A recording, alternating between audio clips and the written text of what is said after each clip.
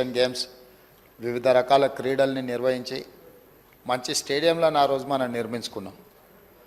తర్వాత వివిధ కారణాల చేత మన దగ్గర స్పోర్ట్స్ కానీ గేమ్స్ కానీ కొంత నిర్లక్ష్యానికి గురై పెద్దగా పట్టించుకోలే. కాకపోతే ఆ రోజు పుల్లెల గోపీచంద్ గారికి అకాడమీ కోసం కేటాయించిన ల్యాండ్ కానీ వాళ్ళు ఇచ్చిన ట్రైనింగ్ల వల్ల మన దగ్గర చాలామంది క్రీడాకారులు తయారవ్వడానికి ఉపయోగపడ్డది. ఒక ప్రైవేట్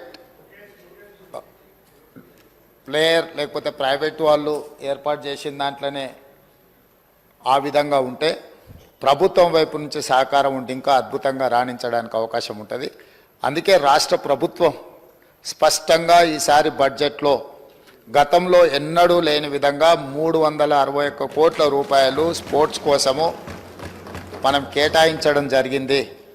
ఇదే కాకుండా ఈరోజు క్రీడాకారులను అంటే ప్రభుత్వ ఉద్యోగము లేకపోతే ఉద్యోగ భద్రత కోసం పెద్ద పెద్ద చదువులు చదవాలని తల్లిదండ్రులు ఏదైతే తాపత్రయపడుతుర్రో పిల్లల్ని పూర్తిగా పుస్తకాలకే అంకితం చేసి అసలు వాళ్ళకి ఎలాంటి క్రీడా అవకాశాలే లేకుంటే తల్లిదండ్రులు పిల్లల మీద ఒత్తిడి తీసుకొచ్చి చదువుకునే విధంగా ఒత్తిడి చేస్తున్నారో ఆటలలో కూడా రాణిస్తే ఉద్యోగాలు వస్తాయి, ఉపాధి వస్తుంది, ఆ కుటుంబానికి గౌరవం పెరుగుతుంది.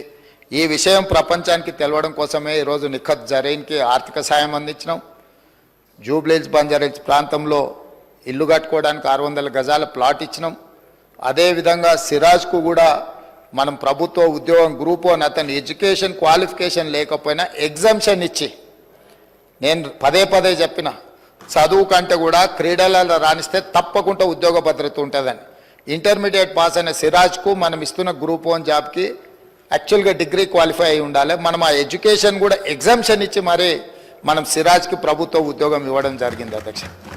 నిఖత్ జరీన్ గ్రాడ్యుయేట్ కాబట్టి వారికి కూడా మనము గ్రూప్ 1 డిఎస్పి కార్డర్ పోస్ట్ ఇవ్వడం జరిగింది. ఈరోజు నేను తమ ద్వారా తెలంగాణ రాష్ట్రంలో కంప్లీట్గా స్పోర్ట్స్ పాలసీని తీసుకురాదలుచుకున్నాము. వివిధ రాష్ట్రాలల్లో మేము వాటిని స్టడీ చేసి వాటికి సంబంధించిన సమాచారాన్ని కూడా సేకరించినాము. అత్యధికంగా క్రీడాకారులకు ప్రోత్సాహకాలు ఇస్తున్నది హర్యానా రాష్ట్రము. అంటే అర్జున్ అవార్డీస్ కానీ ఇతర ఏ అవార్డీస్ అయినా ఇతర మెడల్స్ ఏం తీసుకొచ్చినా ఆటోమేటిక్గా వాళ్ళకి సహాయం అందించే విధంగా ఒక పాలసీ ఉన్నది.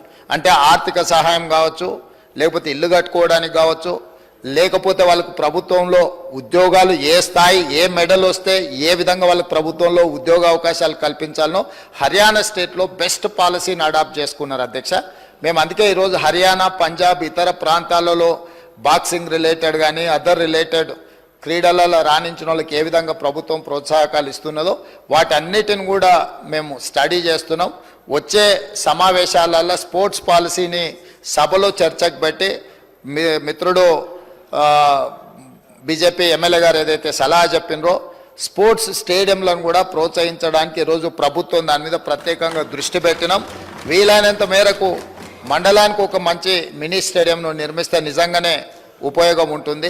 కాకపోతే ఈరోజు తెలంగాణలో భూముల విలువ అత్యధికంగా పెరిగిపోయి ప్రభుత్వ భూములు కబ్జాలకు లోనయ్యి చాలా ప్రాంతాలలో లేవు. ఎక్కడైనా ఏదైనా మండల కేంద్రాలలో ఒకవేళ భూమి అందుబాటులో ఉంటే ప్రభుత్వానికి బడ్జెట్ కేటాయించడానికి ఎలాంటి ఇబ్బంది లేదు. అదేవిధంగా ఈ వేదిక మీద నుంచి తమరికి నేను చెప్పదలుచుకున్నది, మేము బీసీసీఐతో మాట్లాడుతున్నాం. వారితో ప్రాథమిక చర్చలు పూర్తి అయిపోయినాయి. నిన్న ఎక్కడైతే బేగర్ కంచెలో మనము స్కిల్స్ యూనివర్సిటీని ప్రారంభించుకున్నామో తొందరలోనే నేషనల్ అకాడమీ ఆఫ్ కన్స్ట్రక్షన్ని కూడా అక్కడికే షిఫ్ట్ చేయాలనుకుంటున్నాం. దాని పక్కనే బీసీసీఐని ఒక ప్రపంచ అంతర్జాతీయ స్థాయి క్రికెట్ స్టేడియంను నిర్మించడానికి మేము భూమి కేటాయిస్తాం. మీరు వచ్చి అక్కడ అద్భుతమైన ద బెస్ట్ క్రికెట్ స్టేడియంను నిర్మించండి అని వాళ్ళతో మాట్లాడడం జరిగింది. వాళ్ళు కూడా ముందుకు వచ్చిండ్రు. దాదాపుగా రాబోయే కొద్ది రోజుల్లోనే వారికి భూమి కేటాయించడం, బీసీసీఐ స్వయంగా అక్కడ ఒక మంచి క్రికెట్ స్టేడియాన్ని నిర్మించడానికి ముందుకు వస్తుంది. కాబట్టి ఈ స్పోర్ట్స్ విషయంలో నిధుల కేటాయింపే కాకుండా ప్రత్యేక కార్యాచరణ, ఎందుకంటే క్రీడల పట్ల నాకు ఆసక్తి ఉంది, మీకు అందరు కూడా తెలుసు అధ్యక్ష. ఈ రాష్ట్రము వ్యసనాల నుంచి యువతను బయటికి తీసుకురావాలంటే క్రీడల్ని ప్రోత్సహించాల్సిన బాధ్యత ఈ సభ మీద ఉన్నది. మన అందరం కూడా ఏకగ్రీవంగా మీరు ఏం సలహాలు సూచనలు ఇచ్చిన క్రీడలకు సంబంధించి తప్పకుండా ఆ స్పోర్ట్స్ పాలసీలో మీరు సజెషన్స్ ఇవ్వండి, వాటిని అడాప్ట్ చేసుకుంటాం. ఆల్రెడీ ఉన్న స్టేడియంలో మీకు యూసుఫ్గూడలో కోట్ల విజయభాస్కర్ రెడ్డి స్టేడియం ఉంది, అది ఇప్పుడు సినిమా ఫంక్షన్లకు అంకితం అయిపోయింది. గచ్చిబౌలిలో ఉన్న స్టేడియంలో పెళ్లిళ్లకు పేరాంటాలకు పోతున్నాయి. సరూర్ నగర్లో కట్టిన అద్భుతమైన స్టేడియం అన్నాడు కాంగ్రెస్ పార్టీ ఉన్నప్పుడు, ఈరోజు రాజకీయ పార్టీ సభలకు సమావేశాలకు ఉపయోగిస్తున్నారు. హైదరాబాదు నగరంలో ఇప్పుడు ఎల్బీ స్టేడియంలో కూడా మనం క్రీడలు తగ్గినాయి, రాజకీయ కార్యక్రమాలు పెరిగినాయి. సో ఒక గతంలో గత ప్రభుత్వాలు ఒక స్పోర్ట్స్ పట్ల ఒక ఎకో సిస్టమ్ ఏదైతే డెవలప్ చేసినరో ఆ ఎకో సిస్టమ్ అంతా కూడా ఇప్పుడు దెబ్బతింటున్నది. కాబట్టి వీటన్నిటి మీద కూడా ప్రత్యేక కార్యాచరణ తీసుకురావాల్సిన అవసరం ఉంది.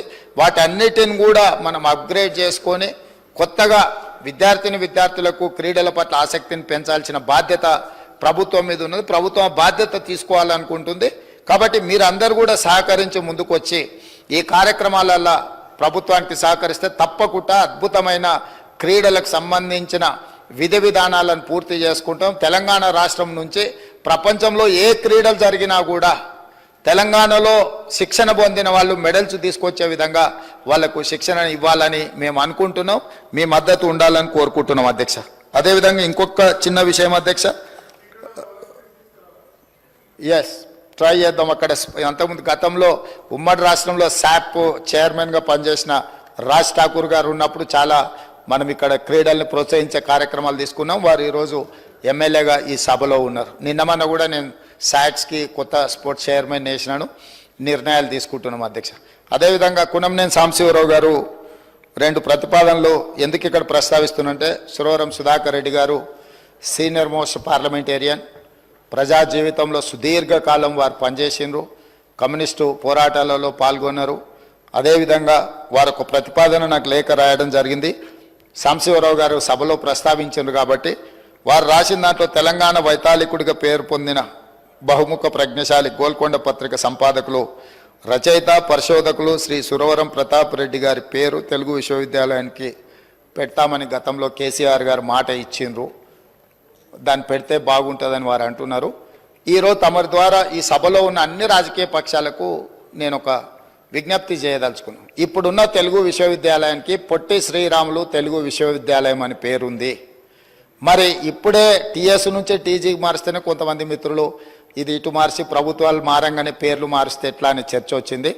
కానీ కాంగ్రెస్ పరంగా సురవరం ప్రతాప్ రెడ్డి గారి తెలంగాణ రాష్ట్ర విముక్తి పోరాటంలో కానీ వారు చేసిన సేవల్ని కాంగ్రెస్ పార్టీకి ఎలాంటి బెసజాలు లేవు. వారు ఒక గొప్ప కవి, వారు రచనలు, గోల్కొండ పత్రిక, నాటి తెలంగాణ సాయుధ రైతాంగ పోరాటంలో తెలంగాణ విముక్తిలో అత్యంత కీలక పాత్ర పోషించారు. ఈ సభలో అన్ని రాజకీయ పక్షాలు ఒప్పుకుంటే మాకు ఎలాంటి అభ్యంతరం లేదు తెలుగు విశ్వవిద్యాలయానికి సురవరం ప్రతాప్ రెడ్డి గారి పేరు పెట్టడానికి. రెండవది, ఈ సెక్యూరిటీ గార్డులు, క్లాస్ 4 ఎంప్లాయీస్, పోలీస్, హోంగార్డులు రోజు 10-12 గంటలు నిలబడాల్సి ఉంది. వారికి కూర్చునే హక్కు చట్టము సవరించాలని కూడా ఇంకొక ప్రతిపాదన సురవరం సుధాకర్ రెడ్డి గారు పంపించారు. నిజంగా తమిళనాడులో ఈ చట్టం అమలు జరుగుతుందా, అమలు జరగడానికి ఏమేమి విధి విధానాలు అక్కడ తీసుకొచ్చిండ్రు, మా ప్రభుత్వం తప్పకుండా వాటిని పరిశీలిస్తుంది. సాధ్యాసాధ్యాలను చూసుకొని ఒకవేళ అమలు చేసే అవకాశం ఉంటే మాత్రం ఈ ప్రభుత్వానికి ఎలాంటి అభ్యంతరం లేదు. తప్పకుండా మా సహచర మంత్రివర్గ సభ్యులతో మాట్లాడి దీని మీద కూడా మేము నిర్ణయం తీసుకుంటామని చెప్పి తమ ద్వారా నేను తెలియజేస్తున్నా అధ్యక్ష. ధన్యవాదాలు. కున్నమనేని సాంబశివరావు గారు.